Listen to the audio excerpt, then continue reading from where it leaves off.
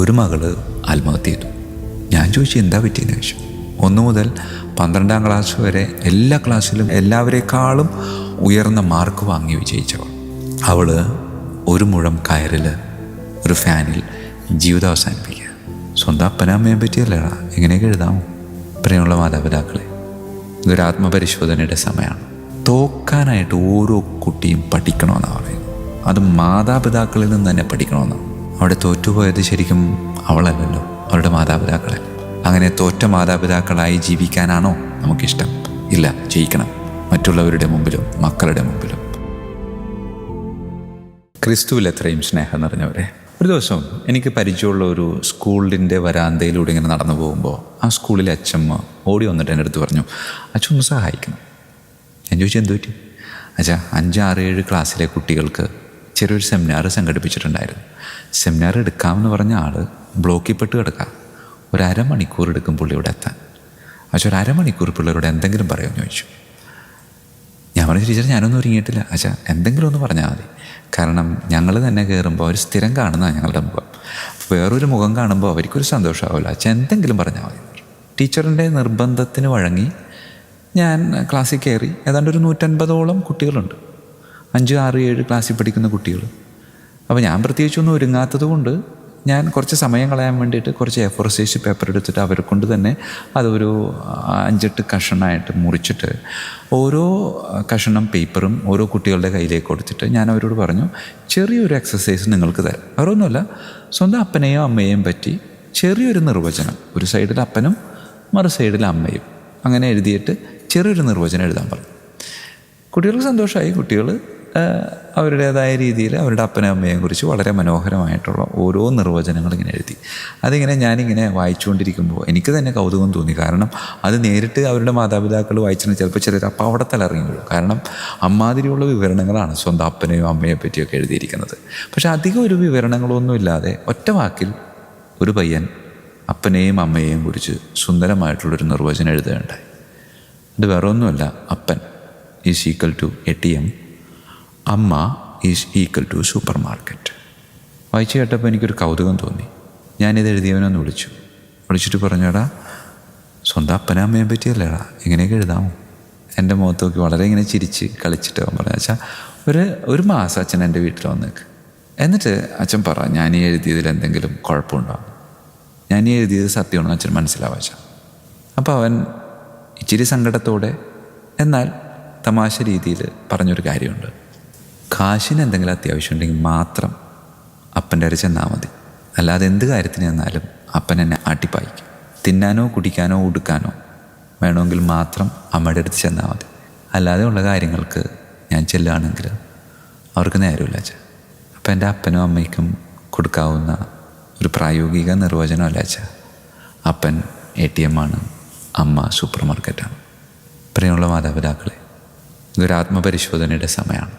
ഞാൻ എൻ്റെ മക്കൾക്ക് മുമ്പിൽ ഒരു ATM-ഉം ഒരു സൂപ്പർ മാർക്കറ്റുമായിട്ട് തരം താണു പോകുന്നുണ്ടോ? ശരിയാണ്, അവർക്ക് ആവശ്യമുള്ള കാശും നമ്മൾ കൊടുക്കണം.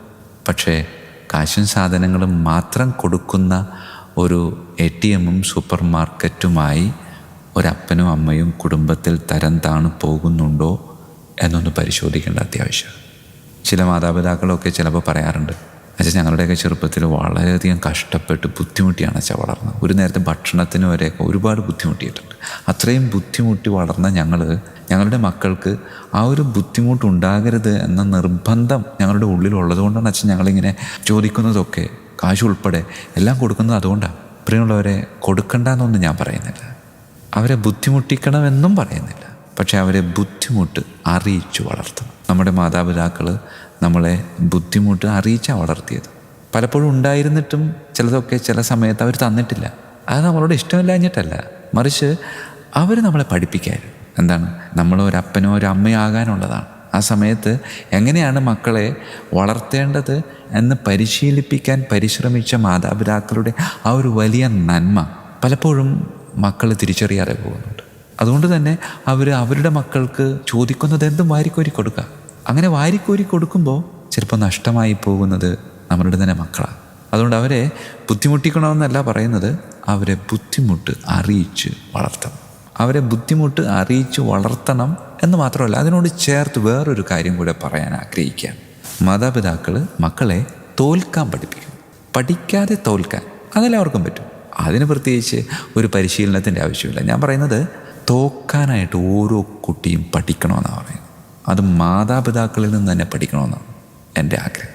കോവിഡിൻ്റെ സമയത്ത് എൻ്റെ ഒരു സുഹൃത്ത് ടിറ്റോ, പുതുക്കാടാണ് വീട്, ടിറ്റോ ഓടിച്ചിട്ട് എൻ്റെ അടുത്ത് പറഞ്ഞു, വെച്ചാൽ എൻ്റെ ഒരു കസിൻ്റെ ഒരു വീട്ടിൽ സൗകര്യമുള്ളപ്പോൾ അച്ഛനൊന്ന് പോകണമെന്ന് പറഞ്ഞു. ഞാനും വരാം. അപ്പോൾ ഞാൻ ചോദിച്ചു എന്താ കാര്യം? വേറെ ഒന്നുമില്ല വെച്ചാൽ അവൾക്ക് 2 മക്കളാണ്. ഒരു മകള് ആത്മഹത്യ ചെയ്തു. ഞാൻ ചോദിച്ചു എന്താ പറ്റിയെന്ന് ചോദിച്ചു. അപ്പോൾ ആ സഹോദരനോട് പങ്കുവച്ചൊരു കാര്യം എങ്ങനെയാണ്, വളരെ നല്ല സമർത്ഥയായൊരു പെൺകുട്ടിയായിരുന്നു. 1 മുതൽ 12ാം ക്ലാസ് വരെ എല്ലാ ക്ലാസ്സിലും എല്ലാവരേക്കാളും ഉയർന്ന മാർക്ക് വാങ്ങി വിജയിച്ചവൾ. കോവിഡിൻ്റെ സമയത്ത് വെറുതെ വീട്ടിലിരുന്ന സമയം കളയണ്ടല്ലോ എന്ന് വിചാരിച്ച് ഒരു ഡിപ്ലോമ കോഴ്സിന് എന്തോ ചേർന്നു. കോഴ്സ് തുടങ്ങി 1 മാസം കഴിഞ്ഞിട്ടാണ് അവൾ ചേർന്നത്. അതുകൊണ്ട് തന്നെ ആദ്യത്തെ പരീക്ഷയ്ക്ക് 1 മാസമോ 1.5 മാസമോ കഴിഞ്ഞപ്പോൾ ഒരു പരീക്ഷ നടത്തിയപ്പോൾ അതിൽ അവൾക്ക് മറ്റുള്ളവരുടെ അത്ര മാർക്ക് സ്കോർ ചെയ്യാൻ പറ്റിയില്ല. അപ്പോൾ അവൾ തീരുമാനിച്ചു, എന്ത്, ഞാൻ പഠിക്കാൻ കൊള്ളത്തില്ല, ഞാൻ തോറ്റുപോയി. സ്വയം തീരുമാനിക്കുകയാണ്, ഞാൻ തോറ്റുപോയി.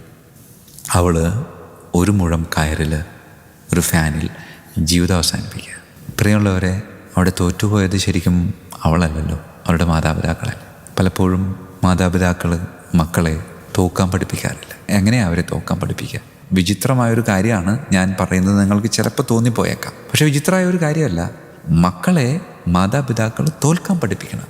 അതെങ്ങനെ പഠിപ്പിക്കണമെന്ന് ചോദിച്ചാൽ, മക്കൾക്ക് ഒരുപാട് കഴിവുകളുണ്ടാവും. മക്കളെ ഏറ്റവും കൂടുതൽ അടുത്തറിയാവുന്ന ഒരു വ്യക്തിത്വം എന്ന് പറയുന്നത് അത് അപ്പനും അമ്മയാണ്. അപ്പോൾ അവരുടെ കഴിവുകൾ നമുക്കറിയാം. നന്നായി പാടാൻ കഴിയുന്ന കുട്ടിയെ ഓട്ട മത്സരത്തിൽ പങ്കെടുപ്പിക്കണം. അപ്പോൾ അവർ തോറ്റുപോകുമ്പോൾ തോൽവിയുടെ വേദന അവർ തിരിച്ചറിയും. അവളെ ഒരിക്കലും നമ്മൾ തോൽപ്പിക്കുകയല്ല, അല്ലെങ്കിൽ അവനെ നമ്മൾ ഒരിക്കലും തോൽപ്പിക്കുകയല്ല, മറിച്ച് ഒരു മത്സരത്തിൽ അവൻ തോറ്റുപോകുമെന്ന് ഉറപ്പായ ഒരു മത്സരത്തിൽ അവനെ പങ്കെടുപ്പിക്കുക.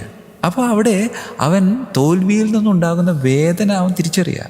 പാടാൻ കഴിവുള്ള അവനെ പാട്ട് മത്സരത്തിൽ ചേർക്കാതെ പാട്ട് മത്സരത്തിൽ ചേർക്കണം, ഒപ്പം ഓട്ട മത്സരത്തിലും കൂടെ ചേർക്കണം. അപ്പോൾ ഓട്ടത്തിൽ അവൻ തോറ്റുപോകും, പാട്ടിൽ അവൻ ജയിക്കും. ഓട്ടത്തിൽ തോറ്റുപോകുമ്പോൾ തോൽവിയുടെ വേദന അവൻ തിരിച്ചറിയും. പാട്ട് മത്സരത്തിൽ ജയിക്കുമ്പോൾ ആ തോൽവി അവൻ മറന്നു പോകും. അപ്പോൾ തോൽക്കാൻ കുട്ടികളെ നമ്മൾ പഠിപ്പിക്കണം. അത് വളരെ അത്യാവശ്യമായിട്ടുള്ളൊരു കാര്യമാണ്. കുട്ടികളെ തോൽപ്പിക്കണമെന്നല്ല, തോൽക്കാൻ പഠിപ്പിക്കണം.